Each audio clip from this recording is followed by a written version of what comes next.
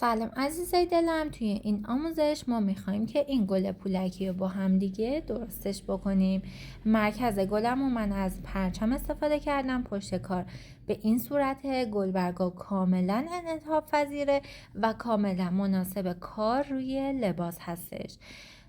وسایلی که نیاز داریم تور ژپن و کارگاه هستش. پولک طلایی من دارم استفاده میکنم و متناسب با اون از تور ژپن مشکی. 2 الگو دارم که عکس الگو رو با جزئیات و اندازه داخل کانال براتون قرار میدم. برای مونتاژ گلمون یه تیکه نمد مشکی احتیاج داریم. پرچم گل به رنگ کرم رنگ من دارم استفاده میکنم. حتما پرچم با کیفیت داشته باشید.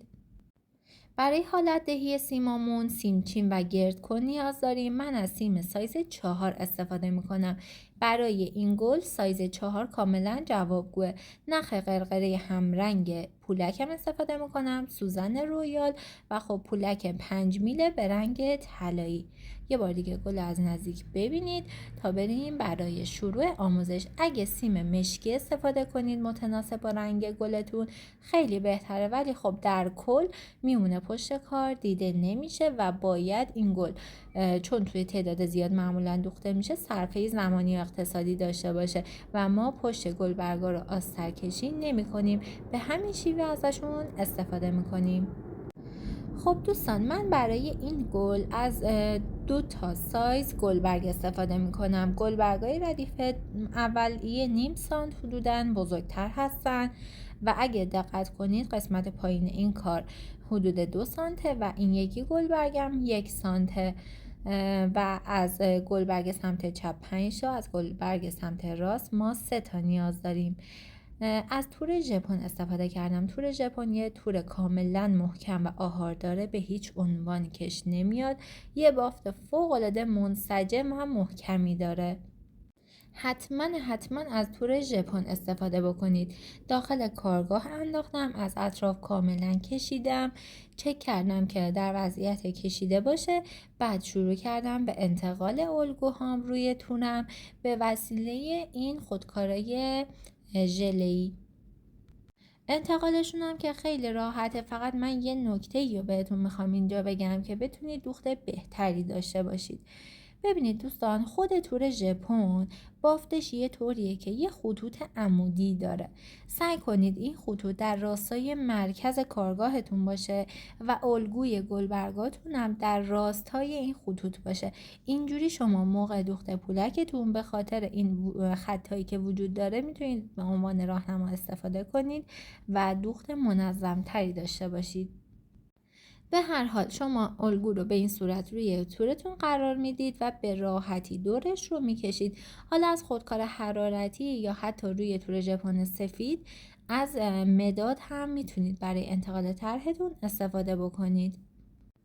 به این ترتیب گلبرگ ما انتقال داده شد. شما هر مدل گلبرگی که مد نظرتون باشه میتونید استفاده بکنید. پولکمون هم حتما باید 5 میل باشه که سرعت دوختمون بره بالا. از پولک ریزتر به هیچ عنوان استفاده نکنید.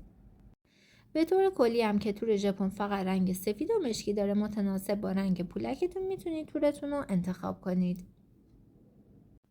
عزیز دلم، برای شروع دوختتون شما در ابتدا هر الگویی که داره گلبرگتون باید تصمیم بگیرید که نوع دوختتون یعنی پترن دوختتون به چه شیوهی باید باشه، چون هر مدل دوخت پولک یه نوع گلبرگ جدید به ما میده. مثلا این کار من تمام گلبرگا از سمت بالا به سمت پایین دوخته شده و به هیچ عنوان از سمت پایین به سمت بالا حرکت نشده.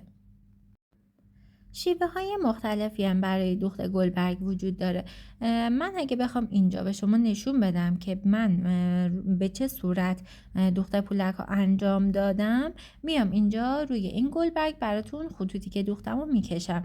در ابتدا از مرکز گلم شروع کردم، یه خط عمودی از بالا به پایین من دوخت پولکم رو انجام دادم. خط بعدی از قسمت بالا یک کم منحنی شده، بعد صاف شده اومده پایین. به همین ترتیب خطوط بعدی دیگه تا انتها نیومده. خط آخر رو ببینید چطور میکشم. از این قسمت من شروع کردم به دوخت و این فضای باقی مونده رو پر کردم تا قسمت پایین پولکم. اینجا یه نکته خیلی مهمی وجود داره. برای اینکه پولک‌های بغلیمون نخشون دیده نشه و منظم‌تر دوختمون انجام بشه، من این خطوط رو تا انتها ندوختم. همونطور که توی تصویرم بهتون نشون دادم، در آخر یه دوخت لبه کارم زدم.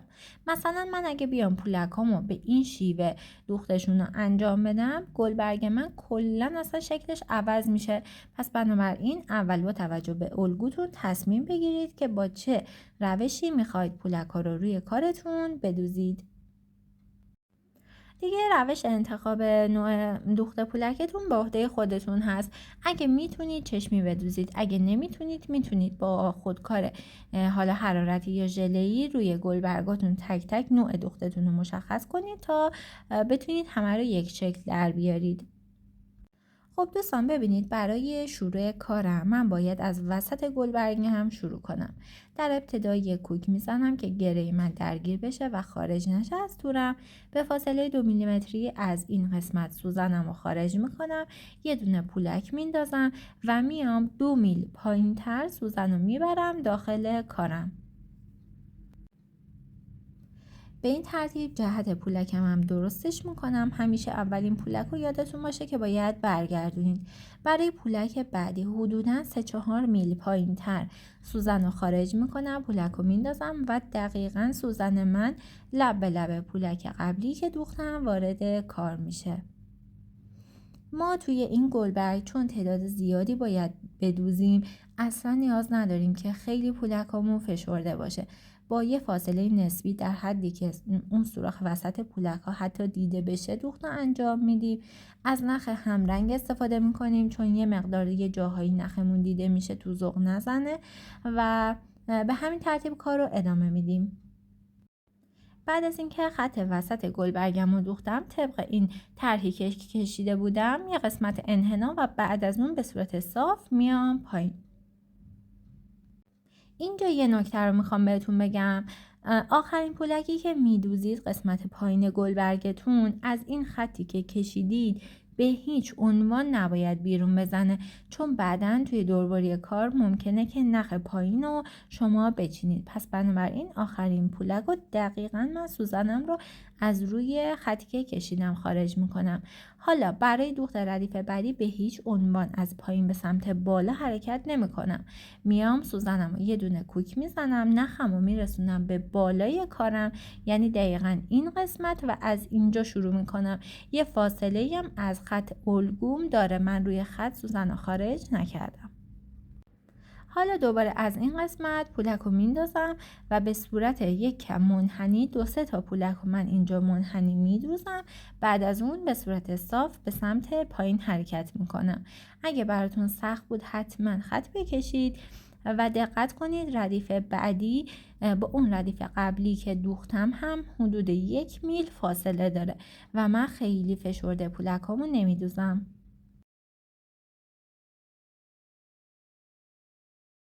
دوستان به تصویر خوب دقت کنید، ببینید از کجا سوزن من میاد بیرون، از کجا میره داخل. همین نکات باعث میشه که شما هم دوخت سریعتر و بهتری داشته باشید، هم کارتون خیلی منظم پیش بره.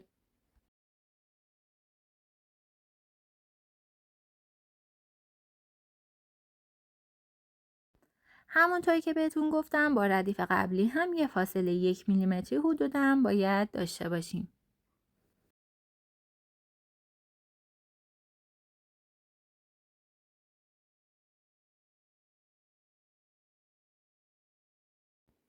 شما این نکات رو باید رعایت کنید که بتونید پولک کمتری مصرف کنید، دوخت سریعتری داشته باشید، خیلی فشرده نباشه، برگاتون سنگین نشه، حالت دهی برگاتون راحت تر باشه و خب همونطور که گفتم دوختتون صرفه اقتصادی و زمانی براتون داشته باشه.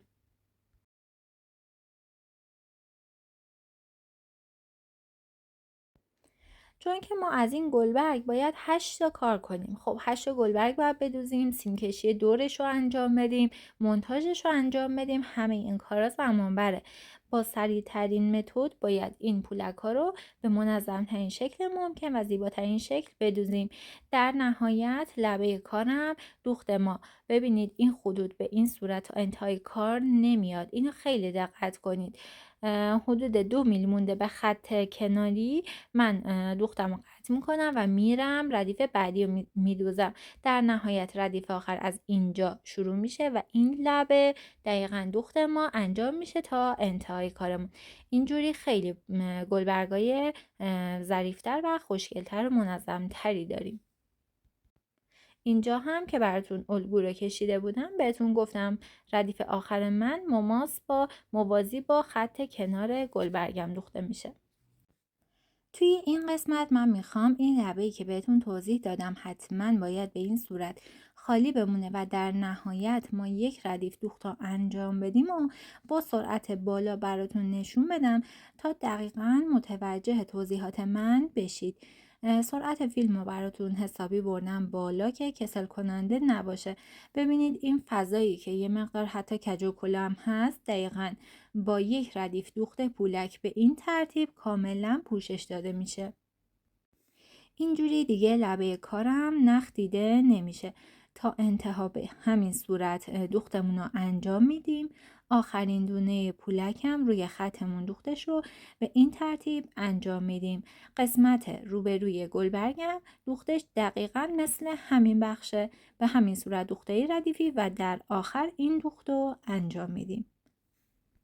دوستان ما کارمون قرار نیست آستر بخوره، بنابراین پشت کارمونم باید تا حدودی تمیز باشه، یعنی نخ آویزون و شلختگی زیادی وجود نداشته باشه. برای گره پشت کار به این صورت ما یه حلقه ایجاد میکنیم، سوزنمون رو 2 دفعه میپیچونیم دور نخمون. بعد از اون این حلقه ایجاد شده رو از 3 طرف کامل میکشیم تا گره ما بیفته انتهای نخمون.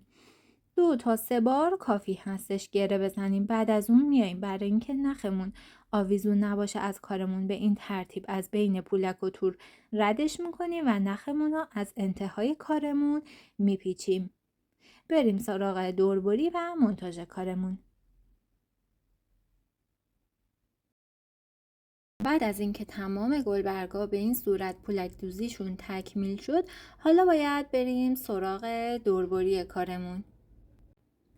تور رو از کارگاهمون خارج میکنیم و بعد از اون باید در ابتدا با یه قیچی بزرگتر تمام گلبرگا رو دورشون رو آزاد کنیم و اصطلاحاً سبک بکنیم تا بتونیم که با یه قیچی ظریف‌تر بعداً اینا رو دوربری دقیق و کاملشون رو انجام بدیم. شما هم حتما به این صورت عمل کنید، کارتون راحت تر میشه.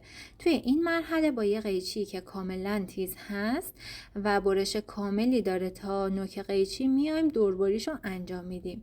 نکته‌ای که وجود داره ببینید دور تا دور کار ما کاملا قسمت هایی که نخ هست فاصله داره، یعنی دوربری کار ما به هیچ عنوان هیچ نخی قطع نمیشه. نکته کار فقط توی قسمت پایینه. به این ترتیب دور کار رو لب به لب پولک ما دوربریمون رو انجام میدیم. اگه دقت کنید خب سوراخ پولک ها 2 میل حدودا فاصله داره از لبه کار و توی دوربری حتی اگر کاملا لب به لب پولک ها برش رو انجام بدیم به هیچ عنوان امکان قطع کردن نخ وجود نداره. شما الان دوخته پشت رو ببینید کاملا با محل برش ما فاصله داره نخمون. قسمت پایین حدود 1 میل ما اضافه میذاریم محض احتیاط که به هیچ عنوان نخش بریده نشه. تمام گلبرگا به همین ترتیب دوربریشون انجام میشه. توی این مرحله ما میخوایم گلبرگامون رو پشتشون رو سیم کار کنیم برای اینکه بتونیم مونتاژشون کنیم و گلبرگامون کاملا انعطاف داشته باشه. خب گلبرگامون تعداد 8 تا بود، آماده هستن. نیاز داریم به سیم سایز 4 متناسب با رنگ کارتون میتونید انتخاب کنین. من چون سیم نقره‌ای داشتم دیگه از همین استفاده کردم، ولی همین سایز 4 کاملا جوابگوه و سایز بالاتر نیاز نداریم. در ابتدا باید تعیین کنیم که برای هر گلبرگ ما چند سانت سیم نیاز داریم. به این صورت گلبرگ رو روی سطح میز قرار میدیم. اون حالت قلبی شکل رو به سیممون میدیم حدوداً 7 سانت که برای این طرف هم 7 سانت باشه میشه 14 سانت. 3-4 سانت هم برای گرد کردن قسمت پایین در نظر میگیریم. بنابراین ما کلا برای هر گلبرگ 18 سانت سیم نیاز داریم. این اندازه گیری باعث میشه که شما دوریز سیمتون خیلی کمتر بشه و کارتون همه یک اندازه در بیاد. به تعداد گلبرگاتون باید این سایز سیم رو برش بزنید و آماده کنید. میذاریم روی خطکش وسط سیم رو پیدا میکنیم. اینجا چون که گلبرگای من حالت قلبی داره، من باید سیممون به شکل قلبی در بیارم. حالا ممکنه گلبرگ شما شکل اشکی باشه. شما متناسب با الگوی گلبرگتون باید سیمتون رو هم به همون شکل در بیارید. این قسمت رو که تا کردم دو طرفش رو یک کم هلال میکنم تا حالت قلبی رو به خودش بگیره. جوری تنظیم میکنم که تقریبا نیم سانت 4 تا 5 میل این سیم من از اطراف گلبرگم فاصله داشته باشه و مدام چک میکنم. اگر که اوکی بود خب فیکسش میکنم، توی دستم نگهش میدارم و دو تا قسمت پایینی سیممو به همدیگه میتابونم. این سیم میمونه پشت کارمون و اصلا نیاز نیست که حساسیت زیادی به خرج بدید که حتما قرینه باشه یا حتما همشون حالت قلبی شکل هم باشه. سیم اضافی رو میچینیم، اندازه 1.5 سانت حدوداً داشته باشیم کافی هستش و این قسمت رو توسط قیچی یا گرد کنم. به این صورت به حالت گرد در میارم که بعداً توی مونتاژ بتونم از این قسمت دوخت رو انجام بدم. دوباره چک میکنم اوکی هست. خب من سیم رو روی کارم قرار میدم و دوختش رو انجام میدم. دوخت این سیم ها هم پشت کار خیلی آسونه. من میام یه نخی که متناسب با رنگ بندی گلم هست، سوزنم رو به صورت نخ دولا نخ میکنم. فقط نکته که وجود داره اصلا نختون رو بلند نگیرید چون مدام میپیچه به سیم و اون ظرافت کارتون رو کم میکنه. نختون رو کوتاه در نظر بگیرید، سیم رو روی کار کاملا فیکس کنید، با انگشتتون نگه دارید و به این صورت سوزن رو وارد کارتون بکنید. تو همین ابتدا یه دونه بست میزنیم به این شکل. حالا بعد از این به فاصله های حدوداً نیم سانتی ما میایم بست میزنیم و سیممون رو به تورمون وصل میکنیم. از این سمت سوزن میره داخل کار، از سمت دیگه سیم سوزن خارج میشه. دوخت سیم ها خیلی راحته، یعنی اصلا نه ظرافت خاصی میخواد نه حساسیت خاصی میخواد. فقط کافیه که با چند تا کوک ما این سیم رو پشت کارمون فیکس بکنیم که تکون نخوره. خیلی هم دوختش سریع انجام میشه چون که ما دیگه برای دوخت پولک ها حسابی وقت گذاشتیم. بالاخره باید جوری باشه که این گل توی زمان معقولی به اتمام برسه. برای همینم هست که من دیگه نیاز ندیدم اینجا آسترکشی داشته باشیم. دور تا دور این سیمو کاملا کوک میزنیم، همه گلبرگا رو انجام میدیم. تو همین مرحله میزان انعطاف پذیری گلبرگو به خوبی میتونید ببینید. بریم سراغ مونتاژ کارمون. تمام گلبرگای من به این صورت که توی تصویر میبینید کاملا سیم خورده و آماده مونتاژ هستش. من 3 تا گلبرگ داشتم که پایینشون 2 سانت بود و 5 تا که پایینشون 1 سانت بود. این 5 تا برای ردیف اول هست. متناسب با رنگ گلم یه تیکه نمد گرد به قطر حدودی 3 سانت برش میزنم و داخل کارگاه هم حالا یا حریر شیشه یا تور میندازیم. به هر حال یه بیسی نیاز داریم که بتونیم گلمون رو روش مونتاژ کنیم و داخل نگهدارندم قرار دادم. پشت این نمد رو خیلی کم چسب میزنم فقط برای اینکه فیکس بشه و تکون نخوره. بعد از اینکه نمدمون فیکس شد، چون ما یه گل 5 پر داریم نیاز داریم که روی کارمون به تعداد گلبرگامون یه چند ضلعی بکشیم. حالا اینجا گلبرگای من انتهاشون 1 سانته و 5 تا هست. بنابراین من یک 5 ضلعی با اضلاع حدود 1 سانت رسم میکنم. این 5 ضلعی خیلی هم نباید کوچیک باشه، خیلی هم نباید بزرگ باشه که وقتی گلبرگامو نصب کردم بین گلبرگام فاصله زیادی وجود داشته باشه. حدود 1 سانت یا 1 کم بزرگتر طول هر ضلع این 5 ضلعیمه. میام به این ترتیب گلبرگامو روی ضلعاش میچینم و ببینید کنار گلبرگم کاملا کنار هم قرار میگیره و روی هم نمیاد. شما هم باید کارتون دقیقا به همین نحو باشه. خب اینجا کنترل میکنم، میبینم این 5 ضلعی من اوکی هست. بنابراین شروع میکنم تک تک گلبرگا رو به این صورت روی کارم قرار میدم. سوزنم رو نخ کردم، بهتره که 4 لا نخ بکنید، دوخت محکم تری خواهید داشت، ولی خب 2 لا هم باز جوابگو هست. به این ترتیب شروع میکنم دور تا دور حلقه چند تا بست میزنم. بعد از اینکه چند تا بست توی این قسمت زدم، باید بیام انتهای گلبرگ، یعنی دقیقا این قسمتی که سیم خارج شده رو من بست بزنم. حتی قسمتی از تور رو من میام از 2 طرف به کارم فیکس میکنم که گلبرگم اینجوری ایستایی خیلی بهتری داره. این قسمت سیمم حتما 2 بار کوک میزنم. حالا چند سری قراره که روی تمام این سیما کوک بخوره، ولی خب اول کارم شما سعی کنید که خوب فیکسشون کنید. تمام گلبرگا به همین صورت فیکس میشن. توی این مرحله 5 گلبرگ ردیف اول من آماده شده. حالا میریم سراغ مونتاژ 3 تا گلبرگ بعدی. شما تو همین مرحله هم از همین گل میتونید استفاده کنید. کافیه که مرکزش حالا یه سری متریال مثل مروارید یا کریستال بدوزید و به همون صورت استفاده کنید. ولی خب مدل من طوریه که ردیف بعدی هم 3 تا گلبرگ داره. چون 3 تاست یه 3 ضلعی میکشم، در واقع یه مثلث باید تشکیل بده و جوری باید چیدمانشون رو انجام بدم که فاصله گلبرگا از همدیگه حدوداً یکی باشه. نسبت به گلبرگای زیرین هم در نظر میگیرم چیدمانم و به این صورت حالا یکم این طرف اون طرف میکنم تا اونجایی قرار بگیره که مد نظرم هست و دوباره شروع میکنم قسمت حلقه شده سیمش رو کاملا روی کارم با نخ و سوزن فیکس میکنم. 2 تا گلبرگ بعدی هم به همین روش روی کار فیکس میشه و بعد از اون باید قسمت پرچم های میانی کارمون رو مونتاژ بکنیم. من 3 تا گلبرگ ردیف دوم رو هم به این صورت کار کردم روی کارم و حالا نوبت اینه که بریم مرکز کارمون رو تزیین کنیم. ببینید اینجا من برای مرکز کارم از پرچم گل استفاده کردم و به صورت پراکنده و نامرتب روی کارم لختشون رو انجام دادم. لختشون هم خیلی راحته. 5-6 تا پرچم رو توی دستتون میگیرید، از طرفین 1-2 تاشو میکشید که یکم حالت نامرتبی داشته باشه. مرکزش رو پیدا میکنید و به این صورت میذارید روی کار و با کوک زدن باید اینا رو روی کار فیکس بکنیم.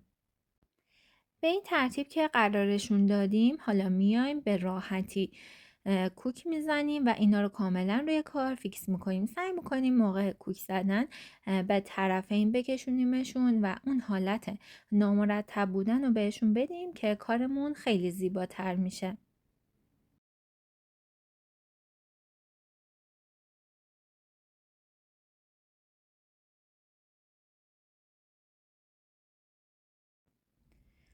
توی کار اگه یه قسمت‌های فرو رفته‌ای وجود داره سعی می‌کنیم کوکمون از اون قسمت بزنیم و نخ و حسابی بکشیم.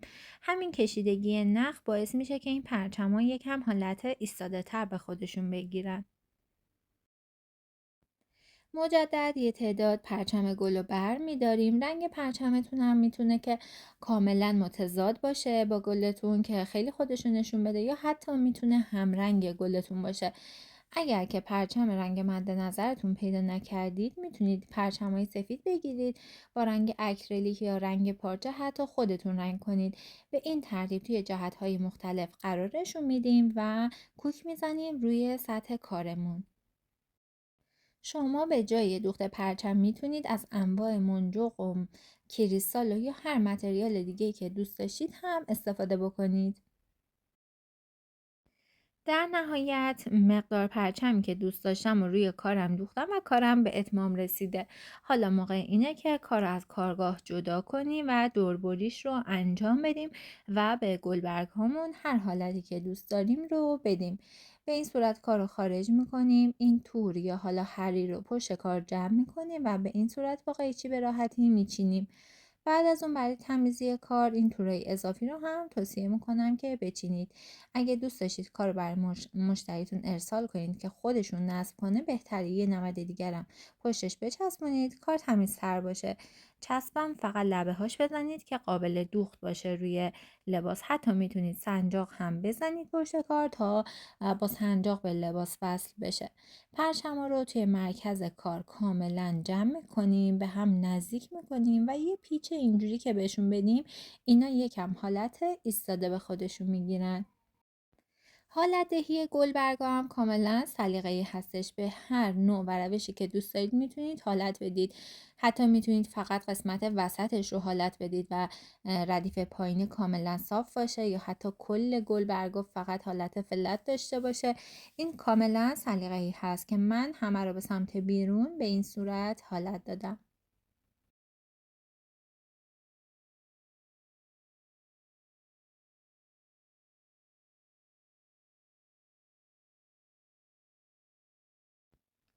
بعد از اینکه گلبرگ‌ها رو به اون شکل و حالتی که دوست داشتید حالت ایش رو انجام دادید، دوباره بهتره که این پرچم‌های بین کار رو به صورت ایستاده در بیارید. در نهایت کار ما به این صورت آماده میشه. شما میتونید این کار رو با بزرگ و کوچیک کردن سایز گلبرگاتون توی اندازه‌های مختلف و رنگ‌های مختلف بسازید و حالا روی لباس‌ها مثل کت و مانتو، حتی لباس‌های مجلسی یا حتی کیف و هر جایی که دوست دارید میتونید ازشون استفاده کنید. امیدوارم از این آموزش هم استفاده کافی رو برده باشید. منتظر دیدن کارهای زیباتون هستم.